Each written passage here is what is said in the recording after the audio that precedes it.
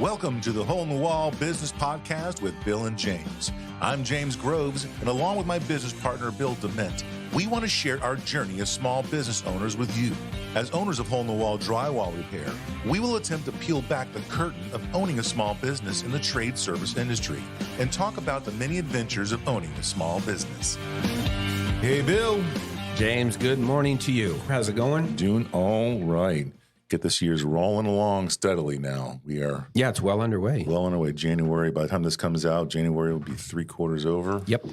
Ridiculous. Here we go. We've already got a franchise show coming up in February, going to Dallas, Texas. Super excited about that. Yes, indeed. It's fun that we've actually got a guest today that I've known Mandy Waters for quite a while now through just Chamber of Commerce, through BNI, and we just bump into each other quite a bit. And we've been planning to have her on this show for a long time. So we finally have wrangled our schedules together. Terrific. And we have the pleasure of introducing Mandy Waters, who is an account. What are you, an account? I'm an account manager. Account manager with Merritt Business Solutions. So welcome, Mandy. Hey, guys. Welcome in. It's great to be here. Thank you for inviting me. Account manager. All right, so let's just get into this for a second. Merritt Business Solutions. All right. Who are you and what does Merritt do?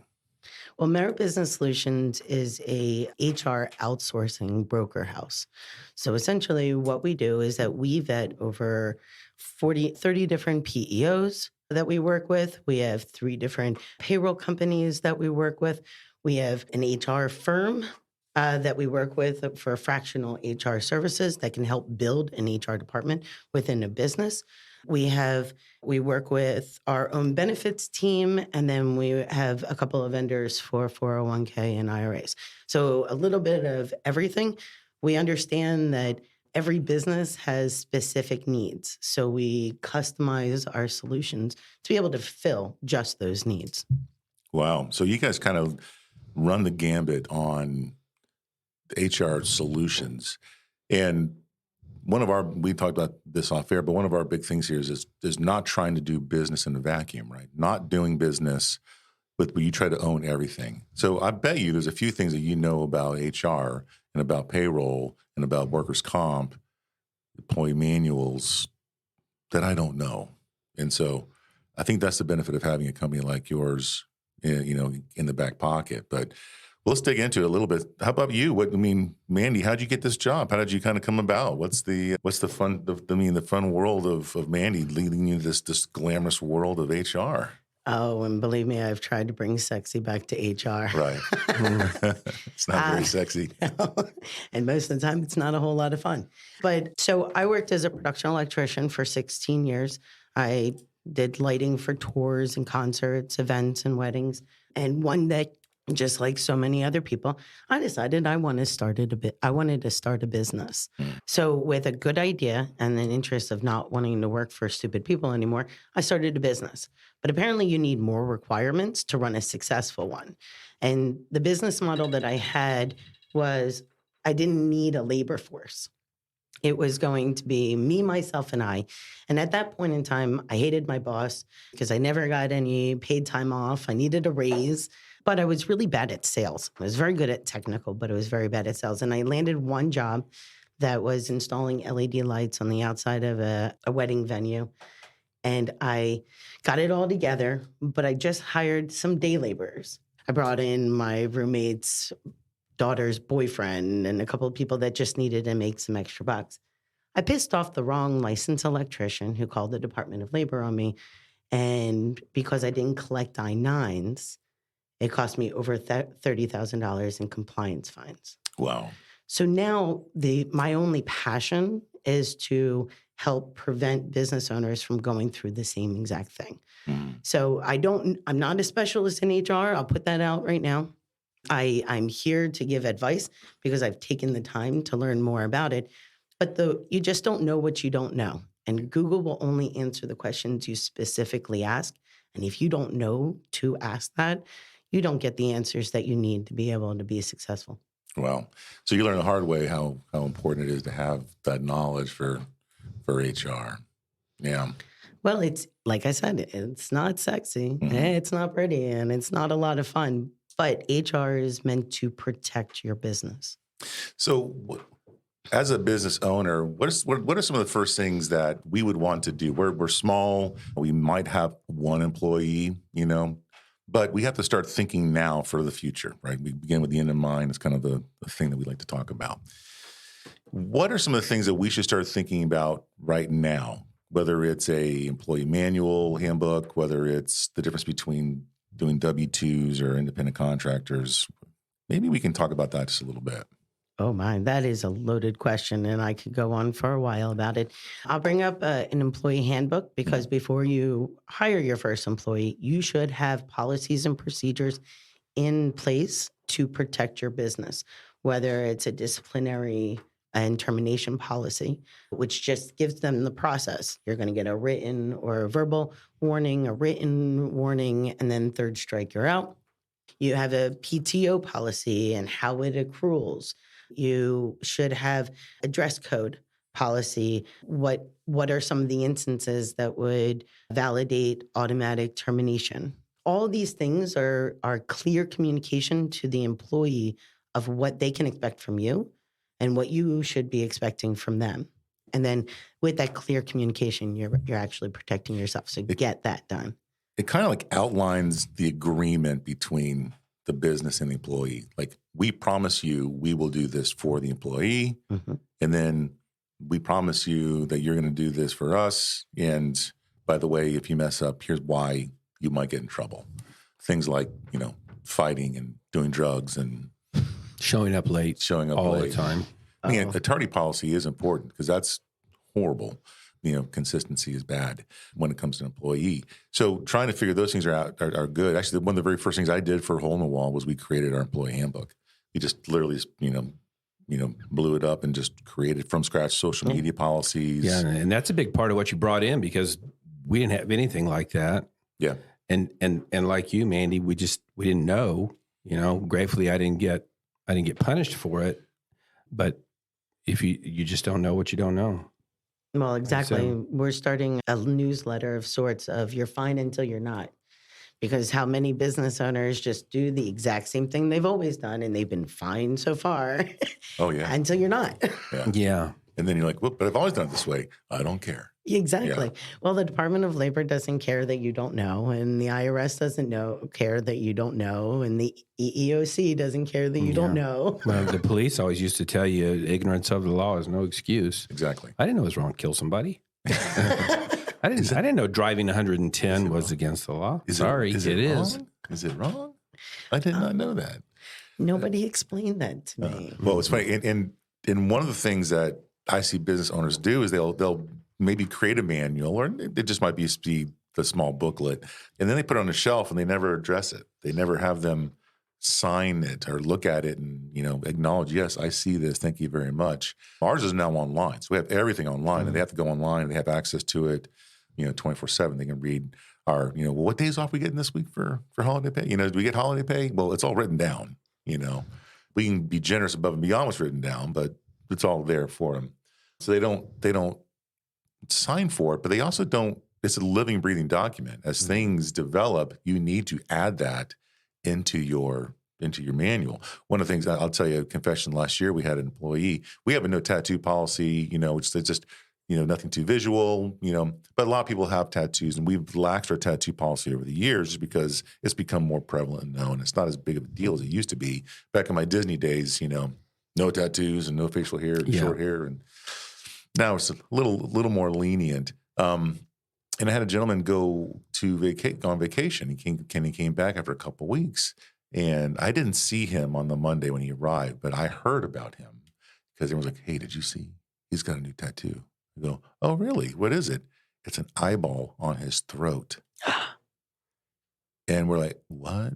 I can't have someone with an eyeball on their throat going into little Liddy Smith's house." And so because of that, we went ahead and designed a more robust tattoo and body modification policy and added it to our handbook, just so there is crystal clear outlines in the future of this is not acceptable behavior. Because he's, well, no. Well, now you do. Don't do that again. Yep. So he's no longer in the company. Well, and that's important for business owners to be very clear and to change those policies when needed. The problem that I've seen is those that have written handbooks leave it up on the shelf and don't do anything with it, but don't adhere to their policies either. So then that's rules Right. for discrimination. Yeah. And we are in a society where every law firm out there is advertising. And when you get some of these bigger ones say, hey, were you terminated due to discrimination or wrong for termination? I'll help you out. These small business owners don't even know what hit them. Yeah, they don't stand a chance, do they? Yeah. I'm curious, if a company doesn't have policies like that, is that something that you guys could assist with or advise on or supply to them? Well, we don't supply it to them. What I'll do is that we work with several individual HR consultants and an HR firm. So depending on the level of expertise that you need, I've got a couple of HR representatives that can write a handbook for a small business with one location. Everyone works in the office, and it's pretty simple based off of the laws, just to be able to come up with those policies and procedures and put it together. I've got ones that work nationwide and can assist with businesses that have multiple locations and really need those different laws for each state. Oh, yeah, I Because can see every that. state has different laws. Matter of fact, Sure. every county has different laws. So you need someone who can specialize in diving in deep to make sure that you're compliant. But yes, I do work with several HR consultants that would be able to do that. So outlining the disciplinary policy, that's key in part of your handbook, and to honor that policy. I know from years past that there are these things called protected classes that as a small business owner, I may not know what that is. Do you know what those? I'm sure you know what those are. What are some things that, refresh me from my memory here. So obviously. There's age, there's race, there's gender, there's sexual orientation, there's a disabled, Religious affiliation. something like- religious, yeah. Yeah, and I think female too is actually a protected Well, class. that's Well, she's saying Or gender. gender, duh. Yeah. Yeah. I'll be honest with you, I don't know all the different ones. Yeah, and I just don't remember we know- had a guy who was over 40, and I was told by the HR company, listen, this is protected class. Just if the time comes, you got to terminate him. Make sure you have all your documentation, right? Yeah. And so that's kind of where you don't know until you don't know, and making sure you have all of the documentation down. I told this guy 14 times not to show up late. Well, where's your documentation? Well, I just told him. Well, and that's important for every employee. And the whole thing about discrimination is about treating every employee, no matter of their race, their gender, their sexual orientation, the exact same. That's what it's about, being inclusive. yeah. And that's going to protect you in the long run. In the long run, having these things done ahead of time kind of protect your butt a little bit, right? Yeah. And that's what it's all about, is protecting yourself. I had brought a couple of different things about compliance to go over. Yeah, But you're a you very would- prepared guest. She's got notes. Absolutely, and feel free to jump in on that. Yeah, I'm curious about like some workers' comp horror stories. Anything that you've come across that maybe we can kind of glean some insight from, that we can not duplicate some stupid mistakes.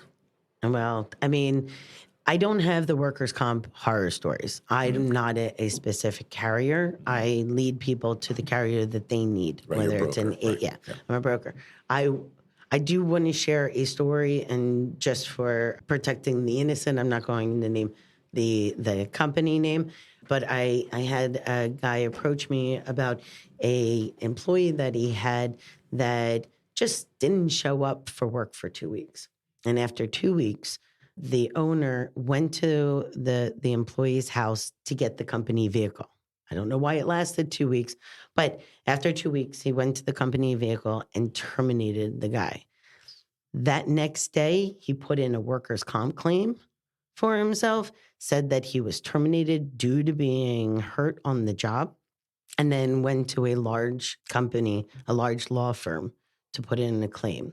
Now, because he doesn't have anyone in HR to fight the fraudulent workers' comp claim, workers' comp is going to end up paying the employee $12,000. And that's going to end up jacking his work comp Absolutely. rates like sky high. every big law firm that's taken on this employee has dropped them, but it could have cost them over $120,000, or at least that's what the original claim was for. I have a CPA out in Seattle that has multiple locations. He had one lady that was working for him. No one liked her, apparently. He said that he was going to have a conversation with her, took her to lunch. There was no documentation, nothing really planned out or agenda, nothing was signed. The next day, she decided that there was too much traffic to go to the office. He terminated her, and that cost him $125,000 because there was no documentation, there was no disciplinary actions, there was no workaround. It was, I got terminated for discrimination. Wow. And so, I mean, these are real stories, and this is why it's so important that business owners, no matter how big or small they are, realizes that HR is not frivolous. It's not just for large companies. It's for every business to protect themselves. So it's for the business owner to protect them, but it's also, I mean, isn't HR kind of like the middleman between the employee and the owner sometimes? Like the HR department is the one who clarifies benefits, clarifies how much accrual time you have on your PTO, then they kind of help. If you want to raise, a lot of times the HR department is there to kind of be the middleman for that as well, right? So it's not just a business, focus. This is actually the whole company focus, right? Well, we're advocates of employees because when you look at your turnover rate for a business, it could end up costing a lot of money to have to constantly rehire. So there is a lot on retention of employees, employee engagement, figuring out what's really going to keep your top talent. If a business owner ever wants to sell the business and retire or go on vacation, he needs to be able, and I shouldn't say he, any business owner that wants to be able to step away, they need to be able to retain good key employees, figure out how to give them the training they need to be able to run the business so that a business owner can step away or sell it for top money. Yeah. But that's why HR is more of an advocate of employees. How can we retain an employee? How can we build structures so to keep them engaged? Do exit interviews so that we learn, how people are really looking at their company base and their company culture. So yeah, it is very much about engaging employees. I've got some.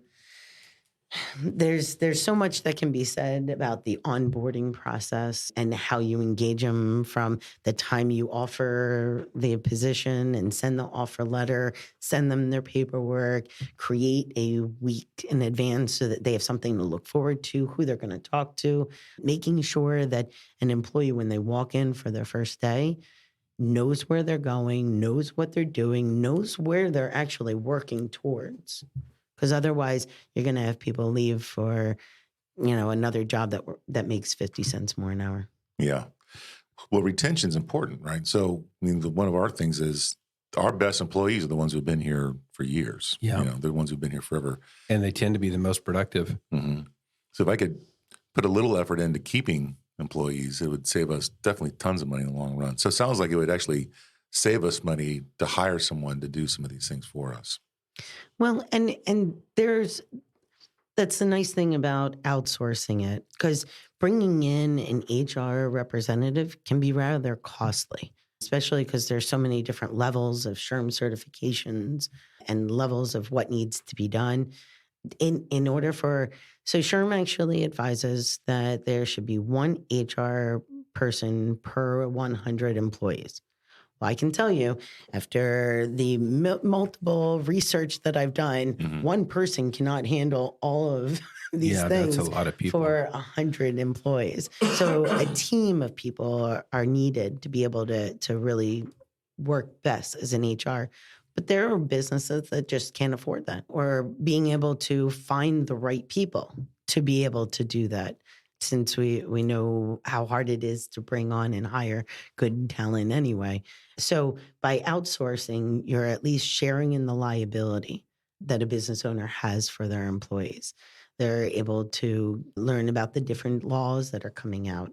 A law that I'm actually kind of excited and I want to make, people aware of is that there was the EEOC had proposed a new threshold for salary exempt employees. Right now it's set for $35,000 a year, or around $35,000 a year.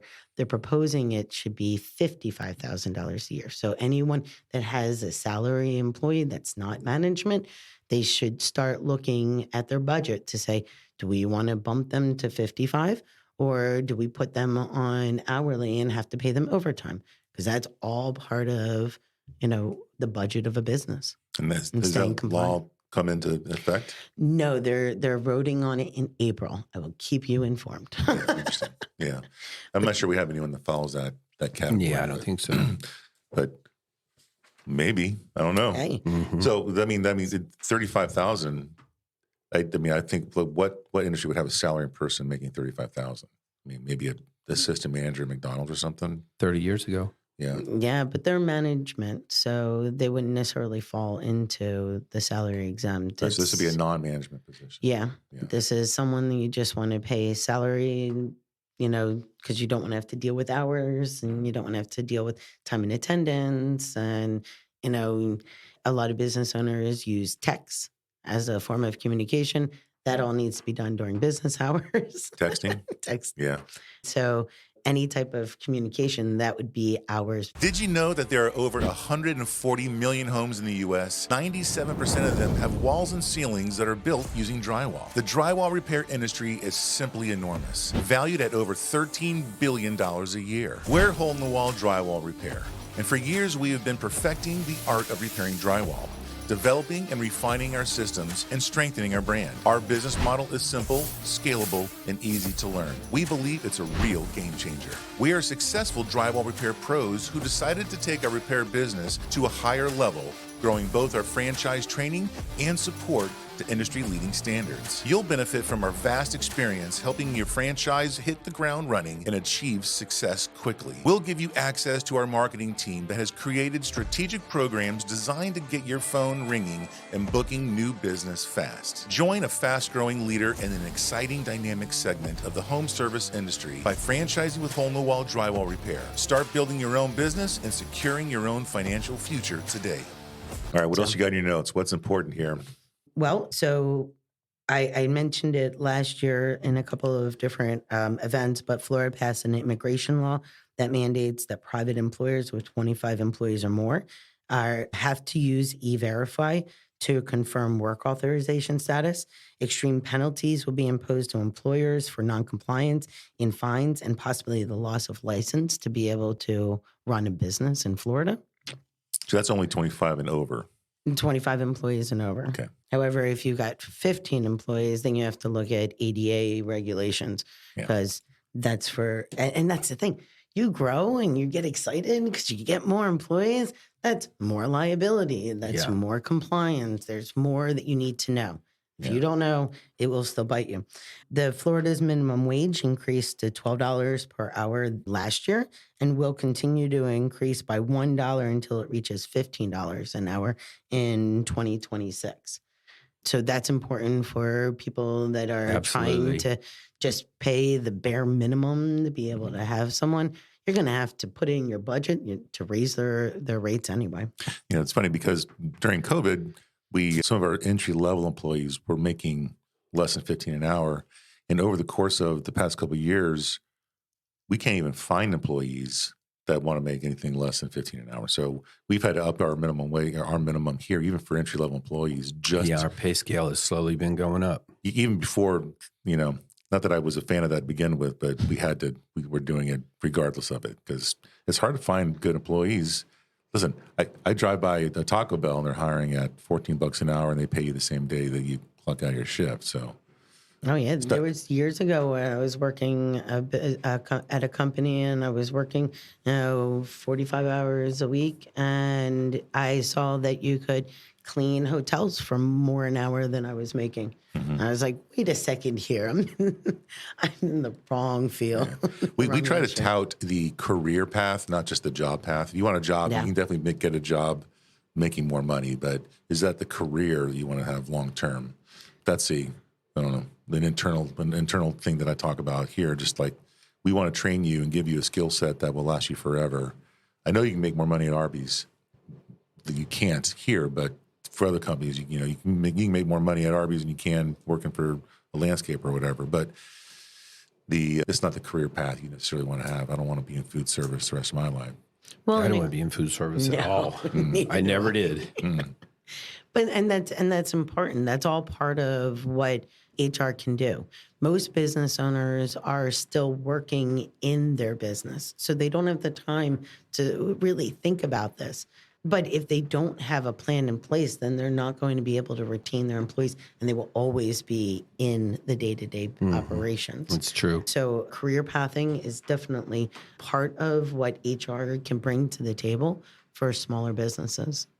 So we spent a little bit of time establishing how important it is to have at least an eye on HR. For a small business, how expensive can that be to outsource it? And how is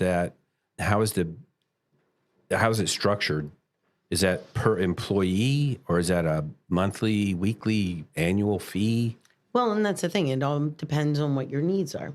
I had a client that bought a business that he knew nothing about, and he paid a lot of money for it. And he's like, you know what? I'm going to make this worth twice the amount in 2 years. And he came in, and the employees were actually 1099 contractors. So there was no loyalty there. The way there was no overtime offered, there were no benefits offered, and they were completely out of compliance.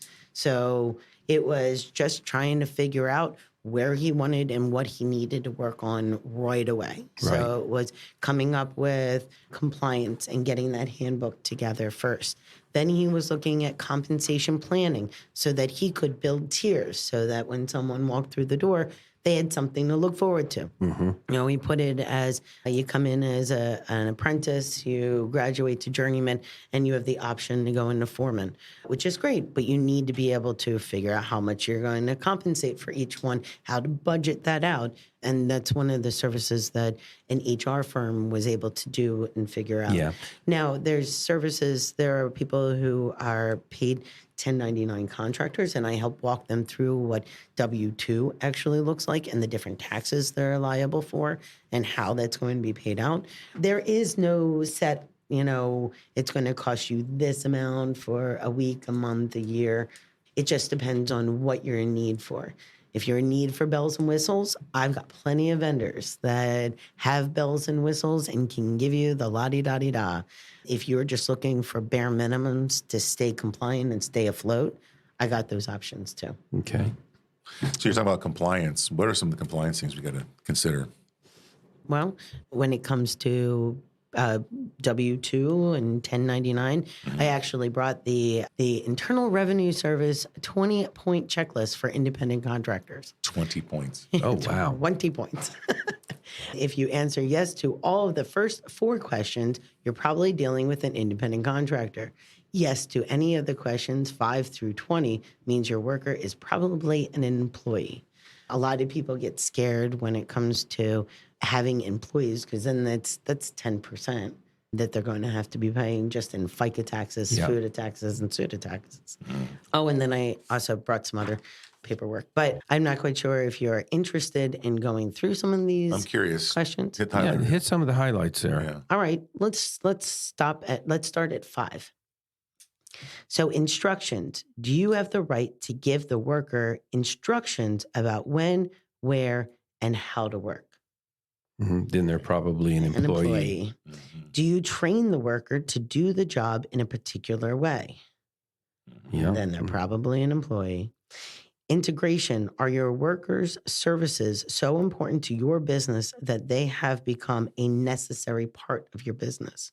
Wow. They're employees. Services rendered personally. Must the worker provide the services personally as opposed to delegating tasks to someone else? They're an employee. Hiring assistants. Do you hire, supervise, and pay the workers' assistants? Continuing relationship. Is there an ongoing relationship between the worker and yourself? Work hours. Do you set the worker's hours? And that's really big. Full-time work. Must the worker spend all of his or her time on your job? Work done on premises. Must the individual work on your premises, or do you control the route or location where the work must be performed? Probably looking at an employee then, aren't you? Well, You really are. Good thing we did this a long time ago, huh? Yeah, boy. Well, and that's the thing. If you are caught, if you have a disgruntled employee that goes and says, well, I was an actual employee, I was in a 1099 contractor just to get unemployment, then they're going to come back and audit you and ask you these questions. If you find that you've misclassified, you could be paying extreme fines, not only to pay for their FICA and their SUDA and their FUTA for all of your employees, but then you're going to be paying back pay and overtime that may not have been calculated correctly. There's a lot of obligations. If a small business thinks that it's expensive to start and get their employees turned into actual employees, it's going to cost them a lot more if they get caught. Yeah. I brought some literature on unemployment claims, because the biggest problem is if you have an employee, you've worked so hard to get a new employee, you train them, they don't show up after a month or two, and they set up for unemployment. I've been asked by several people, business owners, well, don't they have to work for your company for like 6 months to get unemployment claims? According to SHRM, there is no set length of time an employee must work for one employer to collect unemployment claims. So what's most important is that you appeal when you need to. You have 20 days to appeal something. So the way that they explain it is that the chargeable percentage is based on the amount of wages each employer, if there is more than one employer in a 5-quarter period, each employer paid the worker as compared to the worker's total wages for insured work during the base period of the claim. For example, if there were 2 base period employers, each having paid $3,000 in the base period, each would be chargeable with 50% of the benefits paid to the claimant. Well, They said benefit payments made to the eligible claimant are charged to the taxpayer's employer's experience rating record when the employer paid the individual wages of 100 or more within the base period. And anyone who's paid, someone less than 100 then doesn't touch them. But I mean, $100 doesn't go far when you're hiring someone to do a job. Does having a payroll company or PEO they take care of that side of it, right? Yes, a payroll when you're in a PEO, you are under their SUTA rate. So they are definitely going to appeal any unemployment claim because they don't want their unemployment or reemployment tax ID to get any higher. Right. So there are many exemptions. Like if the employee had not shown up, you need to have that documented and then be able to appeal it within 20 days. To be able to, not have to pay. I can send a list of all the things that will deny them an unemployment claim. Yeah. I can add that later. I did not bring that with me. Nice. Well, part of me is thinking this is another reason why I don't want to do our own payroll. We used to do our own payroll years ago, and we stopped, and I'm glad because I don't want to have to worry about. So finding a company like yours that can help find us the proper company, it leads us not down this road. We don't have to worry about the SUTA, FUTA. We got W-2 employees. They got workers' comp is covered by the PEO. For our company, if we have someone gets hurt, I'm involved just because they say, here, fill this form out and go to the emergency room, And then from there, my payroll company runs the whole thing. And then we actually it was years ago, we had our safety consultant for our payroll company calls me up, says, hey, listen, just curious, what safety razor are your guys using? I go, what do you mean? He says, well, you guys use razor blades, right? I go, yeah, every day. The guys cut drywall with razor blades. He says, well, which of safety razor blades are you using? I'm like, I don't know what you're talking about. We go to Home Depot and we buy a razor knife and we just, use it. She says, oh, okay, well, here are some suggestions. And she sends us a list of like 4 or 5 safety razors that are designed to retract when you let go of them to help prevent people from getting cut, because people do get cut occasionally. Most of the guys just kind of put a Band-Aid on and move on, but they could be a claim. And so they want to make sure they protect against that. And so they taught us that there actually was such a thing. And then we actually implemented that we hand them out. If every employee gets issued safety razors now, and they're told that they have to use these safety razors, and some just to make sure that we can keep them safe on job site and kind of protect ourselves. But thanks to having this HR rep, the safety person in our back pocket that kind of coached us through that. Because without that, we may be exposed. Mm-hmm. Well, and there are many benefits to a small business joining with a PEO, especially be able to get some of the tax breaks when it comes to, being part of a much larger company. Risk management. A lot of PEOs that work with their carriers closely will assist their clients in risk management. And that's what you're talking about. Safety training, additional risk mitigation techniques. Bringing that up can lower the amount of workers' comp claims, which could then mitigate how many people are out not being able to work, which will ultimately help out with your workers' comp and with your turnover. I mean, it's all employee based, and I think that's huge. There are so many things to kind of tackle as a small business owner. I'm glad that I don't have to do this alone, because we've implemented this process in our company for many years now. But obviously you've proven to me just in this short conversation we've had here why it's important to have somebody like you in our corner, right? Well, that's a nice thing. So we offer free assessments, and what we'll do is we just go through all the different aspects when it comes to HR topics. Your payroll, your workers' comp, your human resource, or your employee engagement. We go through your benefits, your 401k, and what you're offering, what you're not, what you'd like, where things might go better. And then from there, the sky is the limit.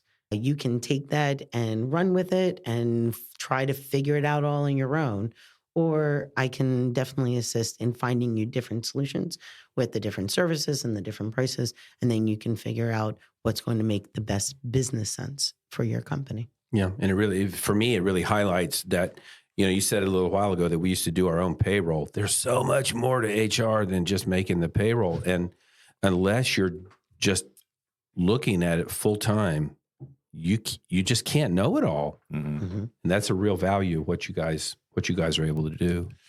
Well, how do we get a hold of you? If someone wants to get a hold of Merritt Business Solutions, what's the best way to do that? Well, you can give me a call. My phone number is 201-303-3008. You can send me an email, Mandy, Mandi, at mbspeobroker.com. Very cool. Well, I encourage all of our small business owners out there not to take their HR for granted. Make sure that don't stick your head in the sand on this one, right? Don't do that for sure. And just know that there's people out there that can help you through that. Do not do business in a vacuum, folks. This is how you succeed. You pay the right people. Pay them now, or else you're going to be paying the government or claims later. So, well, Mandy, thank you for showing up today. Thanks for coming out Great today. show. I appreciate you and all that you bring to the table and your company, and give your business partners and owners our appreciation to let you come here and hang out with us today. So, great show, everybody. You guys. Enjoy. Thank you very much. We'd like to thank you for listening to the Hole in the Wall Business Podcast with Bill and James. We'd love for you to join our Facebook group and keep the conversation going. If you'd like to learn more about us and our business, check us out at holeinthewall.com. If you'd like to learn more about how to start a Hole in the Wall franchise, go to holeinthewallfranchising.com.